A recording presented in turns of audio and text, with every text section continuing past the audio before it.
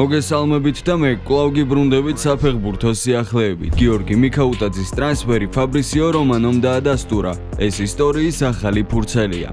საქართველოს ნაკრები თურქეთს დაუპირისპირდება. თურქების მწვრთნელმა კომენტარი გააკეთა. ლუის ენრიკემ კვარაცხელია შეცვლაზე ათამაშა. პარიზმა მორიგი ქულები მოიპოვა.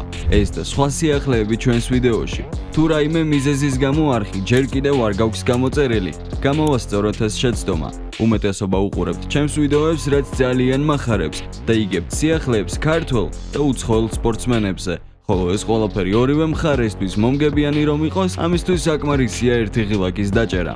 კომფორტულად მოკალათდი და ჩვენ ვიწყებთ. ავტორიტეტულმა ფრანგულმა გამოცემამ ფუტმერკატომ დაადასტურა ინფორმაცია, რომელიც საშა ტავოლიერიმ და ფაბრის ჰოკინსმა გაავრცელეს. გიორგი მიქაუტაძე ლიონს ტოვებს და კარიერას ესპანეთის ლა ლიგაში, ვილიარეალში გააგრძელებს. ფუტმერკატოს მიხედვით ლიონსა და ვილიარეალს შორის ყველაფერი უკვე შეთანხმებულია. ქართველი ფეხბურთელი ესპანეთში უახლოეს საათებში გაფრინდება და ყვითელ წყალქვეშა ნავში სამედიცინო შემოწმებას გაივლის. ტრანსფერის ღირებულება 30 მილიონი ევროა. შეგახსენებთ, რომ ლიონს ფინანსური პრობლემები აქვს და მიქაუტაძის გაყიდვა სწორედ ამიტომ გადაწყვეტა. ფრანგულ კლუბს მალიკ ფოფანას გასხვისების ვარიანტიც ჰქონდა, თუმცა ახალგაზრდა ფეხბურთელმა კლუბის დატოვებაზე უარი განაცხადა. ლიონის თავდამსხმელს ვილიარეალსა და ასტონ ვილას უკავშირებდნენ და ყვითელ წყალქვეშა ნავმა მიზანს მიაღწია. საშა ტავოლიერის, ფაბრის ჰოკინსისა და ფუტმერკატოს შემდეგ მიქაუტაძის წასვლა ავტორიტეტულმა სატრანსფერო ექსპერტმა ფაბრისიო რომანომაც დაადასტურა.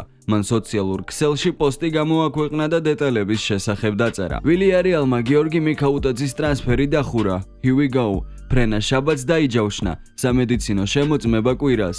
ლიონი 30 მილიონ ევროს მიიღებს. ვილიარეალი მიქაუტაძეზე მას შემდეგ გადაერთო, რაც დოუბიკის გარიგება ჩაიშალა. წერს ფაბრისიო რომანო. დაწერეთ კომენტარებში თქვენი აზრები ამ თემასთან დაკავშირებით. როგორ ფიქრობთ, რამდენად სწორი გადაწყვეტილებაა გიორგი მიქაუტაძეს მხრიდან ვილიარეალში გადასვლა? ჩემი აზრით ლა ლიგას ძალიან მოუხდება მეფე გიორგი და იქ თავს ძალიან კარგად წარმოიჩენს. წარმატებები გიოს, თქვენ კი გელოდებით კომენტარებში. საფრანგეთის ლიგა 1-ის მესამე ტურში ტულუზა შინ PSG-სთან 3-6 განადგურდა.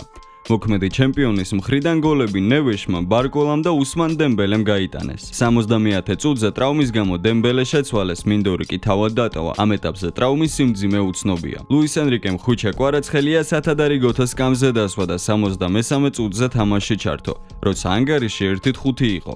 გასული სეზონის დასკვნითი ნაწილი ქართველი ფეხბურთელისთვის ძალიან დატვირთული იყო და კარგია რომ ენრიკე დასვენების საშუალებას აძლევს. კვარა საუკეთესო ფორმისგან შორსაა, თუმცა რამოდენიმე ეპიზოდის გამოყოფა შეიძლება. 78 წუთზე მისმა აქტიურობამ PSG-ს შეტევა გაამწოვა და საბოლოოდ ეს შეტევა ნევეშის გოლით დასრულდა. 82 წუთზე მის წინააღმდეგ თამაშის წესის დარღვევის გამო არბიტრმა მეტოქეს ყვითელი ბარათი უჩვენა. ლიგა 1-ის მიმდინარე სეზონში ხუჩას სასტარტო 11-ულში არ უთამაშია.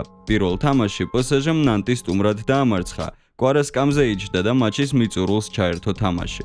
მან 12 წუთი ითამაშა. მეორე ტურში ანჟესთან შეხვედრა ტრაუმის გამო გამოტოვა. დღეს მინდორს დაუბრუნდა და 9 საათი ითამაშა. ამ მაჩის შემდეგ ხუჩა საქართველოს ნაკრების შეკრებაზე გაემგზავრა. საქართველოს ეროვნული ნაკრები FIFA-ს 2026 წლის მსოფლიოს ჩემპიონატის საკვალიფიკაციო ეტაპისთვის მზადებას იწყებს. ვილი სანიოლის გუნდი 1 სექტემბრიდან თბილისში შეიკრიბება. საქართველოს ნაკრები შესარჩევი ეტაპის საწყის 2 ტურში საკუთარ მოედანზე თურქეთსა და ბულგარეთის წინააღმდეგ ითამაშებს. საქართველოს საფეხბურთო ნაკრები მსოფლიო ჩემპიონატის საკვალიფიკაციო ეტაპს თურქეთთან მაჩით იწყებს. ქასიმ-ფაშას ქართველმა მთავარმა მწვრთნელმა შოთა არველაძემ მოახლოებულ შეხვედრაზე დეტალურად ისაუბრა და აღნიშნა, რომ რთულ თამაშს ელოდება. ყველა ქვეყანა სურს მსოფლიო ჩემპიონატზე თამაში. საქართველოს ევროპის ჩემპიონატზე იასპარეზა და ახლა ჩვენი მიზანი მუნდიალზე გასვლა. ბოლო წლებში საქართველოს ნაკრები ძალიან გაძლიერდა.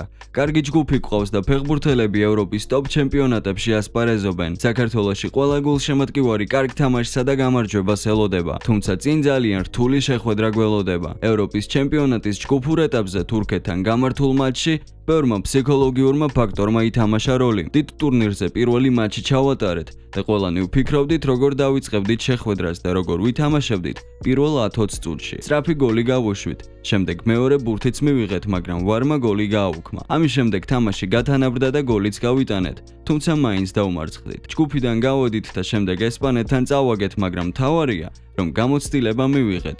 მენტალურად მაღალ დონეზე ავედით და ახლა საქართველო ნამდვილად მზადაა. საქართველოს ნაკრების ბირთვი ის 16 ფეხბურთელია, რომლებიც ეროვნულ გუნდში რეგულარულად თამაშობენ და ბოლო 2-3 წელიწადია სეზონში 40-ზე მეტ მატჩში იღებენ მონაწილეობას. ადრე, როდესაც ნაკრებში ვთამაშობდი, უგუნდო ფეხბურთელებსაც იძახებდნენ. თუ კარგი მოთამაშე მაისში კლუბს დატოვებდა და 2 თვე ახალ გუნდს ვერ პოულობდა, სექტემბერში ნაკრებში მაინც იწვევდნენ. დღეს ქართველი ფეხბურთელები ევროპის ტოპ ჩემპიონატებში თამაშობენ.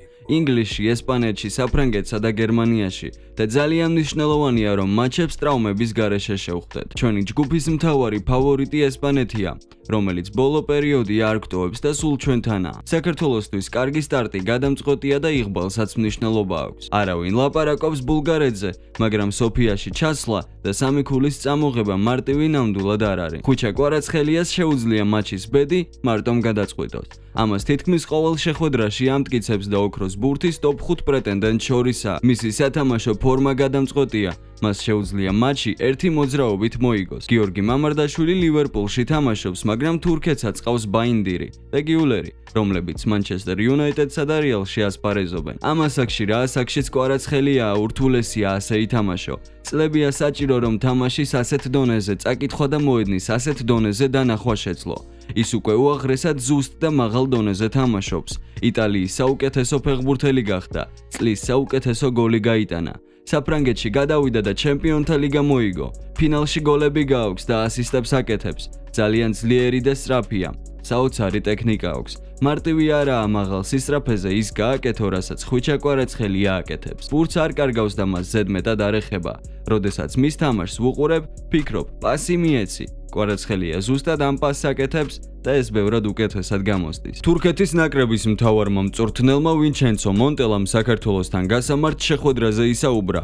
იტალიელმა სპეციალისტმა ინტერვიუ TRT სპორტს მისცა და აღნიშნა, რომ მის გუნდს მარტივი დაპირისპირება არ ელოდება. ჩვენი მიზანია ყოველი სანაკრებო შეკრებისას საუკეთესო შემადგენლობა გვყავდეს. უაღრესად მოტივირებულნი ვართ და მაქსიმალურად ვემზადებით. ყოველთვის ბევრ ფეხბურთელს ვიძახებ, რადგან ვცდილობთ გუნდში იყვნენ მოთამაშეები, რომელთა იმედიც მომავალში გვექნება. გვინდა რომ გამოცდილება მიიღონ და სანაკრებო ატმოსფერო შეიგრძნო. პირველი მატჩი ჩვენთვის ძალიან მნიშვნელოვანია. ძნელი გასვლითი შეხვედრა გველოდება საქართველოსთან და ობიექტურად ჩვენი ჯგუფი ერთ-ერთი ყველაზე რთულია. შეგახსენებთ, რომ ქართველი ფეხბურთელები შეკრებას 1 სექტემბერს დაიწყებენ. მსოფლიო ჩემპიონატის საკვალიფიკაციო ეტაპზე საქართველოს ეროვნული ნაკრები მიმდინარე თვეში 2 მატჩს გამართავს. თურქეთთან და ბულგარეთთან. ჩვენი დღევანდელი ვიდეო კი დასასრულს მიუახლოვდა. იმედია მოგეწონათ.